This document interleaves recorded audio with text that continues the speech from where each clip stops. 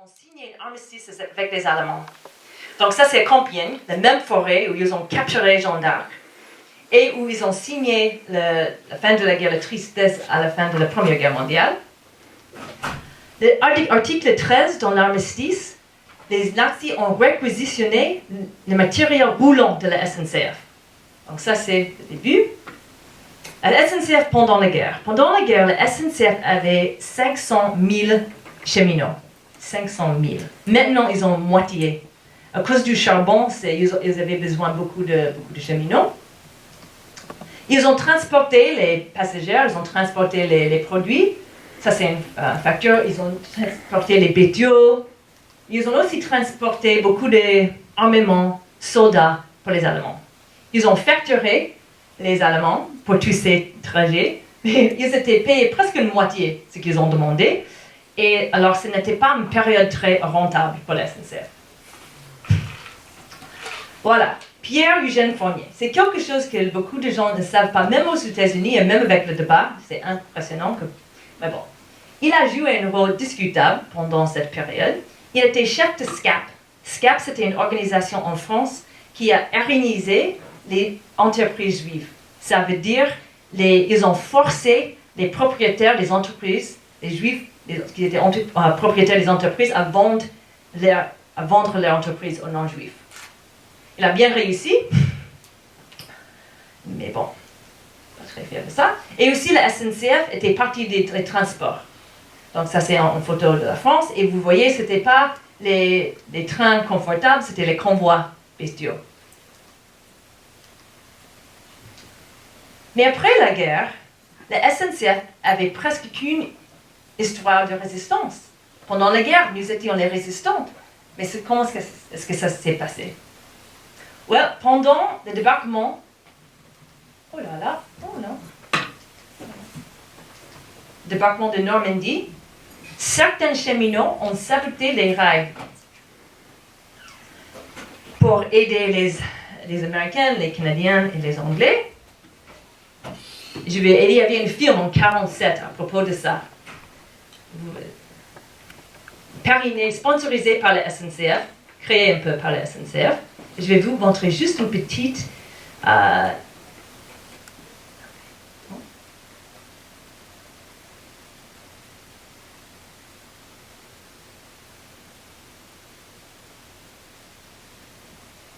comprends rien. Oui. Vous non plus, hein? En fait, ouais. Et un X? Ah, ça, c'est pas bon, un X. Ok, d'accord. Ouais, merci. Bataille du rail, c'est le film qui vous dira sans grandiloquence et sans mensonge ce que fut authentiquement la guerre secrète. Bataille du rail, c'est le grand drame des hommes en guerre dans le monde des cheminots.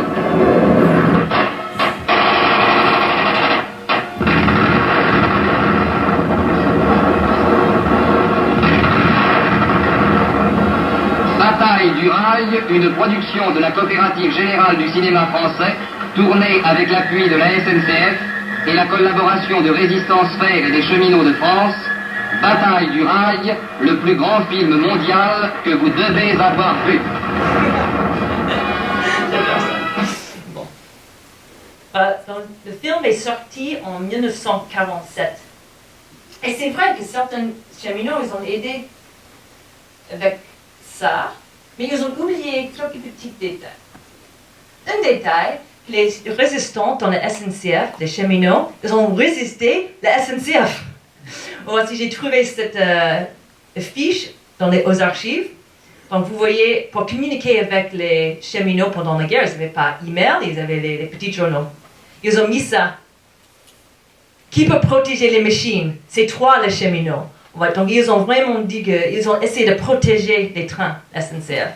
Donc, ceux qui ont résisté, les nazis ont aussi résisté la SNCF. Ils ont aussi oublié quelque chose. C'est vrai qu'ils ont saboté quelques rails pendant le jour de l'embarquement, mais les déportations ont continué après. Ça, c'était, maintenant nous sommes à 31 juillet, plus d'un mois après le jour de l'embarquement. Et le dernier train d'Auschwitz de Paris, c'était le convoi 77, pardon, 77, et voici le père de Pierre Blum était au bord, le père de René, Yvette Lévy-Dreyfus, et mon ami Henri Bettel et son frère. Et beaucoup d'autres, mais mon livre, ça va être à propos de ces gens qui étaient au bord du dernier train. L'ordonnance de 9 août 1944, on est juste, les déportations continuent, mais il y avait une ordonnance qui a dit que l'État français a déclaré le régime de Vichy comme une autorité de fait. Dans les actes sont considérés comme nuls et effet. Ça veut dire que si on veut lancer une poursuite contre l'État, ou on cherche des indemnisations pendant cette période, c'était impossible parce que ça n'existait pas en fait, cette période. Ils ont essayé d'effacer, supprimer cette période, et peut-être que ce n'est pas surprenant en 1944, mais bon, le Conseil d'État en France a gardé cette position jusqu'à 2002. C'est long. 2 jours après, un convoi de déportés est parti aussi, encore. Ça, c'était le maire, etc., était au bord du train. Et voici sa fille Lou là-bas.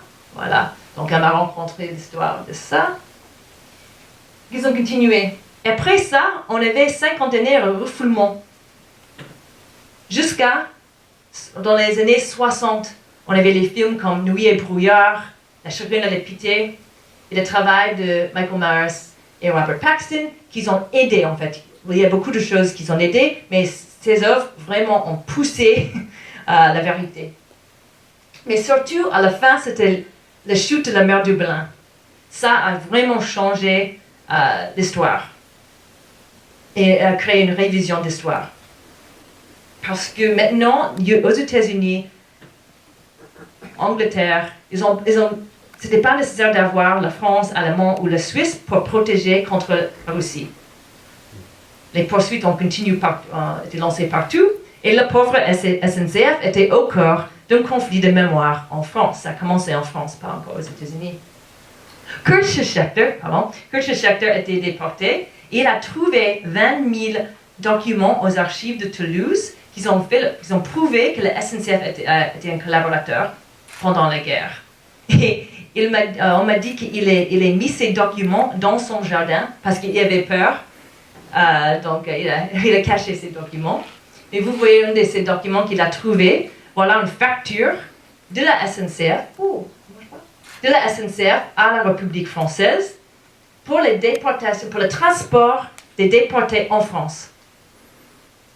Mais c'était envoyé en octobre 1944, beaucoup après le jour d'embarquement. Il y avait une autre poursuite contre la SNCF, le plus grande, c'était avec Alain Lepietz. Il n'a pas réussi non plus contre la SNCF, il a réussi contre l'État. Mais il y a 2 problèmes avec la SNCF. Le problème avec la SNCF, c'est soumis le droit privé. Même si c'est une entreprise publique, on a besoin d'un criminel, en fait, pour avoir une poursuite contre la SNCF, et tous les criminels étaient déjà morts. Donc, il n'y avait personne, en fait, au cours. Et l'autre problème, dans le cas de Lepietz, c'est son père n'était pas déporté à Auschwitz, elle était juste transportée en France. Donc, ils n'ont pas gagné. Et après ça, quelques années après, le Conseil d'État, c'est comme le Supreme Court, cour le plus puissant en Paris, en France, a dit tous les tribunaux seront fermés maintenant pour toutes les poursuites pour l'Holocauste.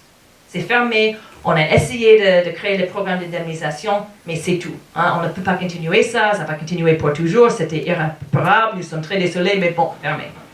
Mais c'est pas vraiment possible de fermer le passé sur l'histoire. On peut essayer, mais bon, quand même pour les Américains qui adorent les poursuites. Donc ça a continué aux États-Unis. Le débat aux États-Unis, c'était le suivant. Ce SNCF, c'était une résistante ou une collaboratrice. Est-ce que les responsables de la SNCF connaissaient la destination? Ça, c'était un débat. Est-ce que les cheminots ont aidé les déportés? Et est-ce que la SNCF avait une marge de manœuvre? Et c'était quoi la marge de manœuvre? Et est-ce que les survivants descendants ont été suffisamment indemnisés? Et, voilà. Donc, Harriet Tubman, un avocat à New York, elle a lancé une poursuite contre la SNCF avec son cabinet et Kinningham. Mais malheureusement, on ne peut pas lancer une poursuite contre la SNCF parce que c'est parti d'un État. Et on a quelque chose qui s'appelle le Foreign Sovereign Immunities Act. Donc, c'est impossible de lancer une poursuite contre la SNCF. Mais ça va. Elle était prête, elle savait.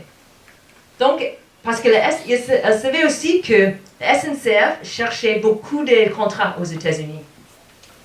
Surtout en Maryland, Californie, Floride, New York. Voilà. Donc, voilà, ça c'est Washington DC. Et ça c'est la nouvelle ligne là-bas. Et la SNCF a essayé de gagner ce contrat. Et ce n'était pas du tout facile parce qu'il y a beaucoup de survivants qui habitent à Maryland.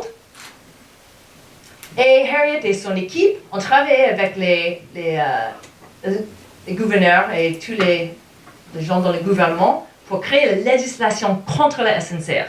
Ils n'ont pas mal réussi. Ils ont réussi en Maryland, où Leo Bertholtz, lui qui a sauté de la petite ouverture là, ça c'est lui à Tennessee, il a convaincu le gouverneur O'Malley à créer une législation contre la SNCF en Maryland. Et je ne sais pas si vous vous souvenez, mais il a essayé d'être le candidat républicain. Voilà. Mais ça a créé une grande tension entre les États et le gouvernement fédéral aux États-Unis. Parce que c'était le Maryland qui a essayé de négocier avec la France. Et non, ils détestent ça. US State Department déteste ça. Ils ont commencé les négociations avec la France. Et ça a duré à peu près 2 ans. À propos de comment est-ce qu'on peut régler ce problème. Parce que pour la France, c'est très très dur. La division internationale, c'est le plus fort pour la SNCF maintenant. Ce n'est pas la division en France, c'est maintenant ailleurs. Ils ont réussi. Et la France a versé 60 millions de dollars aux victimes. Il y a un petit problème avec ce article de Figaro, ce n'était pas que les victimes aux États-Unis. Ils ont trouvé un petit groupe qui n'était pas indemnisé. Ce n'était pas la faute de la SNCF, ni la faute de la France, mais c'était un petit groupe, une centaine en fait. Mais bon, c'était vraiment pour régler le problème avec la SNCF. Ça a marché pendant 4 mois. Et après, un groupe a lancé une poursuite à Chicago. Et peut-être, mais maintenant, la poursuite, c'est à propos de les affaires personnelles, c'est leurs valises et tout ça. Parce qu'il y a quelque chose qui s'appelle l'Alien Tort Statute. Et on peut lancer une poursuite contre un État pour les affaires, enfin, pour les valises, mais pas pour le meurtre. Ça ne fait pas du tout de sens, mais c'est un trou dans la loi américaine. Mais bon, la SNCF n'était pas du tout sans regret pendant cette période. Ils ont vraiment fait des efforts pour faire un monde honorable. Ils ont ouvert leurs archives. Ils ont créé un colloque pour faire une révision de leur histoire. Ça, c'est Guillaume Pepi, le chef de la SNCF, qui a exprimé ses regrets. Ça n'a pas marché, en fait. En Floride, ils ont rejeté ça parce qu'ils ont dit qu'ils ont seulement fait ça pour gagner le contrat en Floride. Mais bon, c'est difficile à gagner. Et ils ont créé beaucoup de lieux de mémoire. Ça, c'est le convoi à Drancy. Et ça, c'est Lillian Martin qui a perdu ses 2 parents. Elle est orphelin, elle habite juste à côté. Et elle était très, très, très contente d'avoir cette plaque. Voilà, donc ça, c'est juste une petite liste. Ils ont aussi, la SNCF a fait une donne au mémorial de la Shoah. Ils ont maintenant donné à peu près de 12 millions de dollars. Et encore 5 millions après la négociation. Ok, mais les survivants, qu'est-ce qu'ils pensent? Peut-être que cette présentation vous donne l'idée que tous les survivants étaient contre la SNCF, mais ce n'était pas du tout le cas. C'était juste probablement centaines. Mais la plupart n'étaient pas du tout contre la SNCF. Ça, voici Daniel Urschbatel qui a été déporté avec son frère à 12 et 14 ans. Il avait 12 ans à Auschwitz. Et il a dit, je ne vois pas comment on peut reprocher à la SNCF quelque chose. En particulier, les conducteurs des trains. Je crois que les conducteurs étaient soumis au ordre, comme moi-même j'étais obligé de respecter l'ordre à Auschwitz, quoique bien sûr dans d'autres conditions.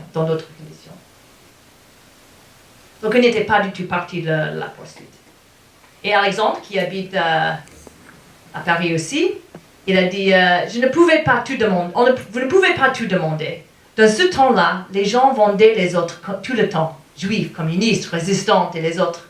Les gens n'avaient pas d'argent. C'était une période complexe. Mais il y avait aussi beaucoup de justes, des gens qu'ils ont aidés. Ça, c'est les gens en France, mais aussi les survivants aux États-Unis n'étaient pas vraiment contre la SNCF. Ça, c'est Manfred, qui habite à Los Angeles. Il a dit, mais ce ne sont pas les mêmes cheminots. Est-ce que c'est la même entreprise? Je trouve ça un peu trop. Il me semble que c'est une revanche inutile, alors que les vrais responsables sont morts. Donc, vous voyez le genre de réponse qu'ils ont donné, c'est la plupart des survivants. Ce n'est pas vraiment les survivants qui font ce travail, c'est la deuxième génération. C'est leurs enfants qui lancent les poursuites, normalement. Pourquoi cette focalisation sur la responsabilité des trains? Pourquoi est-ce qu'on parle de la SNCF? Pourquoi est-ce qu'on parle que de la SNCF? Hugo Boss, par exemple, il a créé des costumes, des uniformes pour les nazis. Regarde la collection de 34. Et pourquoi pas Bear, qu'ils ont créé le gaz, en fait, qui est utilisé dans la chambre à gaz. On ne parle pas de ça. Ah, c'est parce que, je crois, que les trains sont le symbole de la Shoah. Les trains étaient indispensables. À Auschwitz, il y avait 42 rails. Juste à Auschwitz. 42 rails en parallèle. Symboliquement, les trains représentent la Shoah, parce que quand ils ont fermé les portes, ils n'avaient pas de la nourriture, pas de lumière, ils n'avaient rien. C'était la fin de leur identité. C'est vraiment, pour la plupart des gens, c'était la fin. Et parce que personne n'a survécu les chambres à gaz, mais certains ont survécu les trains, on a des témoignages très très puissants à propos de ça. Et aussi, les trains sont un lieu de mémoire présent tous les jours en France, tous les jours dans nos vies, pour la plupart. Les chambres à gaz, par exemple, ils n'existent non plus, heureusement. Donc ça, c'est un problème pour la SNCF. Mais pourquoi seulement les trains français? Aux États-Unis, les Allemands, ils cherchent les contrats aux États-Unis. Le Bombardier, on pense que c'est une entreprise canadienne, mais je suis désolée, mais en fait, la plupart de Bombardier est construit de beaucoup d'entreprises que les nazis ont commencé. Voilà. Et les Chinois, les Japonais, les Américains, par exemple, ils ont déporté les Japonais pendant la guerre. Mais on ne parle que de la SNCF. Pourquoi? Les pauvres. Les Allemands ont changé le nom de leur entreprise. Ils ont créé une entreprise séparée, complètement différente. Et ça s'appelle maintenant le Deutsche Bahn. Et même sur leur site, c'était créé en 1994. Non, c'est pas du tout ça. Mais bon, ça a protégé les Allemands. La SNCF avait un autre problème. Et ils ont un problème toujours aux États-Unis aujourd'hui. Leur convoi était utilisé partout pendant la guerre. En Lituanie, en Bulgarie, en Hongrie. Donc, leur nom était partout, SNCF. Donc, si vous visitez un musée de la Shoah, probablement vous allez voir le nom de la SNCF, même si le train était en Roumanie. Ils n'ont pas changé leur nom. Voilà. Donc ça, c'est affreux comme problème pour l'entreprise. Maintenant, Henri Rousseau a dit ça en 2012, que désormais, ce passé est passé. Non pas qu'il soit oublié, mais parce qu'il a enfin trouvé sa place. Donc pour lui, la période Vichy en France a trouvé sa place. Et qu'est-ce que ça veut dire? La question, c'est qui décide? Qui décide? Ça, c'est Simon Baumbaum. Il était un prof de théâtre ici à l'école française. Il était survivant. Ses parents, son père et son frère étaient déportés au bord de la SNCF. Il habite juste à côté. Il est trop âgé, en fait, de venir, malheureusement, aujourd'hui. Il est sourd et c'était pas possible. Mais ça, c'est lui. Il organise un petit groupe de francophones chaque samedi, 10h30 à Karlsruhe, si ça vous intéresse. Il est très sympa et il va rencontrer des histoires à propos de la guerre. Donc pour lui, c'est pas fini. Et la question, c'est comment est-ce qu'on repart l'irréparable? Et beaucoup de survivants, ils ont expliqué que vraiment maintenant, c'est très très dur. Parce que les souvenirs ressortent. Et ils font des rêves, des cauchemars, très souvent. Donc c'est une période dans le train, maintenant. Donc, ils souffrent toujours. Donc, c'est pas un passé qui est passé pour eux. Aussi, ça passe pas parce que les nouvelles générations, ils ont besoin de l'opportunité de réfléchir. On ne peut pas fermer la porte. parce que tout le temps, nous trouvons des nouveaux documents, les gens racontent une nouvelle histoire. Donc, on n'a vraiment pas fermé les portes. C'est une question éternelle. Et aussi, là, ça lance les autres questions. Pour moi, maintenant, je travaille sur les autres. L'histoire de Chiquita, c'est pas l'histoire, en fait. Ils n'ont pas vraiment... ils ont fait beaucoup de choses en Colombie. Et ils continuent à faire les choses. Et je ne sais pas si vous avez noté, mais Middlebury, ils ont les free trade bananes. Ça, c'est très, très bien. Firestone, ils font les choses afro en Nigerie. Donc, je m'occupe de ça. Et je continue avec les trains. Et le livre que je vais écrire, je crois que ça va... Je ne peux pas utiliser le titre à l'essaim, parce que c'est en français, malheureusement, mais c'est super comme titre.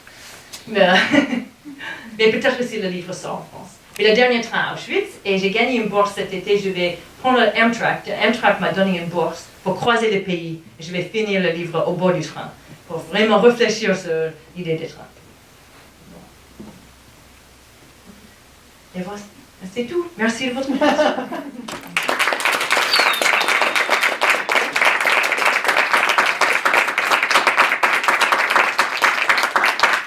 L'image juste précédente, c'était quelle? Voilà, c'est où ça? Ah, je vais prendre le chemin de Chicago à San Francisco. Ah, et ça c'est donc aux États-Unis? Ça, c'est aux Et États-Unis. c'est quelle montagne ça? Un très, très grand. Impressionnant. Vraiment. Vraiment. Venir peut-être? Venir peut-être. C'est alors. C'est possible. Question. La thèse était 700 pages, donc c'était juste un petit peu. Oui? Tu disais que tu as réussi à parler aux dirigeants et aux responsables de la SNCF et comment ils prenaient les questions, comment ils acceptaient de répondre. Tu disais à un moment, sujet attention, sujet compliqué, mais c'est comment sont tes relations avec la SNCF? Ils étaient super en fait. Et la SNCF était très très intelligente. Ils ont choisi 2 gens qui étaient juifs pour gérer le problème. Donc en France, c'est Bernard Amsalem qui travaille là-dessus. Il est juif, il a perdu ses cousins, sa tante. Et aux États-Unis, c'est Alan Leray qui a perdu certains membres de sa famille. Ils étaient très très ouverts, très accueillants. C'est des Américains qui étaient vraiment le problème. Les cabinets, les avocats aux États-Unis et les communautés juives aux États-Unis, c'était un peu difficile, les avocats. Ouais, c'était une surprise. Ouais, en fait, j'ai des réunions très souvent. Chaque fois que je vais à Paris, je vais à la SNCF. Donc peut-être parce que pour eux, ça sert en fait d'être gentil avec moi, mais quand même, c'était impressionnant. Mais quelle est l'origine de ce départ aux États-Unis? Pourquoi ils sont motivés de bloquer Bonne question. SNCF aux États-Unis? Ok, bonne question. À mon avis. En mon avis, ok. Avant la poursuite contre la SNCF, il y avait une poursuite contre les banques en France, en 1994, la Société nationale et les autres. Et la France a essayé de faire ça soi-même. La France a essayé d'indemniser les gens, parce que les banques ont gardé tout l'argent après la guerre. Mais les Américains aussi, ils ont lancé une poursuite. Et ils ont signé, une class action contre les banques en France. Une des avocats, elle n'a pas du tout aimé l'accord. Et elle a dit, pourquoi est-ce que j'ai signé ça? Donc, elle est une vedette, ça existe en français? Vendetta? Vendetta, on dit la même chose. Vendetta, voilà. Elle a, peut-être toujours, vendetta contre la France. Donc, pour elle, c'était une opportunité de continuer. Et même la poursuite en Chicago, son nom, c'est pas du tout sur la poursuite, mais elle est en fait derrière, parce que je connais les autres avocats, ils ont dit que oui, c'est elle, ouais. Donc c'est un peu ça. C'est aussi parce que, ça c'est une raison. Une autre raison, c'est l'idée que vraiment on ne peut pas fermer les tribunaux. L'idée qu'on ne peut pas juste fermer les tribunaux. Les gens veulent parler de ce sujet. Et aux États-Unis, c'était un bon endroit de le faire. Donc voilà. C'est une bonne question. Question? Ça m'a toujours gêné parce que je suis presque sûre que les juifs américains savaient très bien ce qui se passait et ils n'ont jamais rien fait pour Pour aider les autres. Pour aider ceux qui étaient en Europe hein, Oui, pendant la guerre. Vous savez très bien. C'est- Plein de gens le savaient. c'est intéressant parce que ce débat n'inspire aucune réflexivité. C'est un peu, oh, nous sommes les héros, en fait. Aux États-Unis, c'est nous sommes les héros, heureusement, nous étions là. Ouais, c'est un peu ça. Ouais. Donc c'est très difficile de changer cette conversation. Et vous avez raison. Vous avez raison. Je vais juste ajouter par rapport à... moi, je ne connais pas beaucoup de témoignages, mais ceux de mes grands-parents et de leur génération, ils ne savaient pas juste après. C'était qu'après, quand ils ont vu les photos des camps, qu'ils ont compris ce qui se passait. Donc, Oui, je pense que tout le monde ne savait pas. Je pense Et en même temps, oui. Oh, c'était impossible d'imaginer. Même quand même maintenant, c'est impossible. Impossible. Mais, ils ont à Musée La Shoah aux États-Unis, front page, première page New York Times, camp de mort en Europe. Mais bon, Syrie, qu'est-ce qu'on a fait pour les Syriens hein? Pas beaucoup. Et on a suivi. Personne ne veut défendre les résistantes. Je suis prête pour les gens qui veulent défendre la résistance. Mais c'est vrai, certains cheminots ont aidé les déportés, mais ils n'ont pas vraiment réussi. Ils ont ramassé les lettres. Oh, ça, c'est lourd. Mais les gens, ils ont sauté les petites lettres. Oh, et après, les trains sont partis. Certains cheminots ont ramassé les lettres. Et j'ai rencontré les gens qui ont ces lettres. Mais ce n'est pas des lettres, c'est vraiment juste une petite... Oh, ouais, et on a ça. Ici, vous visitez Bobigny, en France, Drancy, ils ont ces lettres. Certains ont. Donc, ce n'était pas facile pour les cheminots non plus, ça c'est sûr. Mais ils n'ont pas vraiment aidé les déportés. Un conducteur a refusé de conduire un train. Hein? Mais ce n'était pas un train de déportés, c'était un train des soldats. Il n'était pas tué. En fait. Et personne ne l'a suivi. Oui, il y avait de la chance. Oui. Question? Bien, merci d'être venu.